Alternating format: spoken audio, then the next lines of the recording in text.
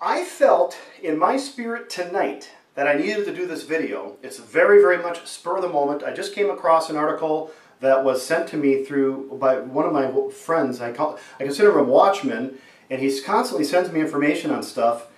Brent Beckman, and it's one of the groups that I belong to on Facebook, but nonetheless, he just sent me an article, and it's entitled, Israelis, Palestinians Agree to a 9-Month Timeline for Negotiations. Just came out hot off the press, July 29th at 8:46 p.m. tonight. So, here's the deal. I got to explain to you why I'm doing this and what I'm so excited about. First of all, this video is, if you study eschatology, and if you're getting this video, first and foremost, it's because I've personally chosen you to carefully consider what I'm about to say here, and I'll try to make this video as brief as possible so you can just chew on it and do your own thing. But I have to explain a little background first, just a minute or two, just to explain to you what happened here. Last night I was reading the Word of God. I was reading the book of Revelation, and I read it twice. You know, it's kind of like a good piece of pie.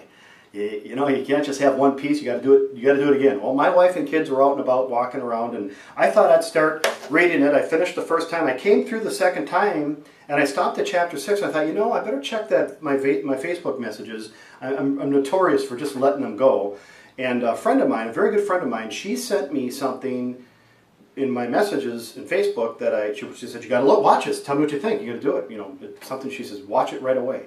So I watched it. It was from a guy on YouTube. His name's Scotty, and his YouTube channel is Eternal Rhythm Flows. He does an excellent job of teaching on eschatology, pre-tribulation rapture. He's got wonderful graphics. He makes it very easy for the layperson to understand, which I very much appreciate. But I was watching his video, and I'm like, yes, yes, yes, yes, yes, awesome. And it really inspired me. By the way, Scotty, I don't watch a lot of your videos, but the ones that a lot of people send me your stuff. Every time I watch it, I just get pumped up. You just really inspire me. So keep up the excellent work, my friend. But nonetheless, he was talking about the tetrads in this particular thing. He was talking about a lot of stuff, but the thing that really stuck out to me was the tetrads. And what I found about the blood moons, the 4 blood moons that are coming up here in 2014 and 15, I learned about that about 4 years ago. I think it was through Mark Blitz. And at the time, and I'm just going to be honest with you, at the time I thought maybe that had something to do with the mid part of the tribulation, because back then in 2009, 2010, we were thinking that the rapture could potentially happen, you know, in the fall of the year, one of these years. And so there was a lot going on and all that, and I kept an eye on that. I didn't really say anything. Well, as I was watching his video, I thought, wow, that really inspires me. I can't wait. I'm going to mention something about that in my Teshuvah studies that I'm doing for my radio program on WTVO. By the way, if you're not a friend of mine on Facebook, I'm going to put this article on my Facebook page. Please follow me on Facebook. You can get to me from my YouTube account, and you can get to my radio program website from my YouTube account as well.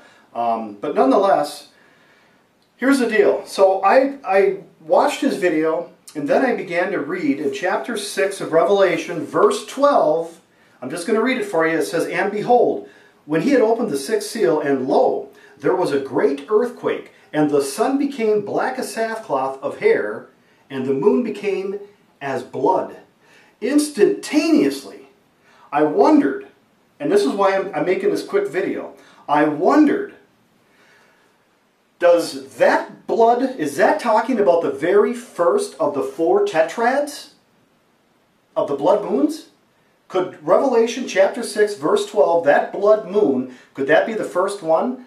For those of you who may not understand, I'm just going to take a quick second here to explain how I see this, and how most of us kind of see this.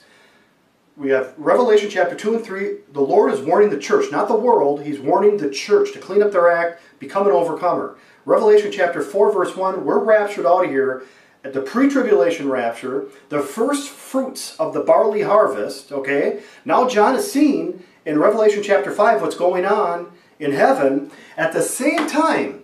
Because we're raptured out of here, Yom Kippur would be the very beginning. I believe Rosh Hashanah, or within the 10 days of Av, the rapture is going to happen somewhere in that period. Just a personal belief. Yom Kippur then would be the day of the Lord. And I've got some teaching I'm going to be doing on that in my radio program through the month of Elul, which would be the season of Teshuvah.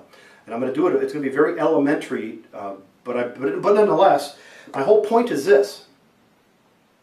Could Yom Kippur of 2013 be the very beginning of the tribulation?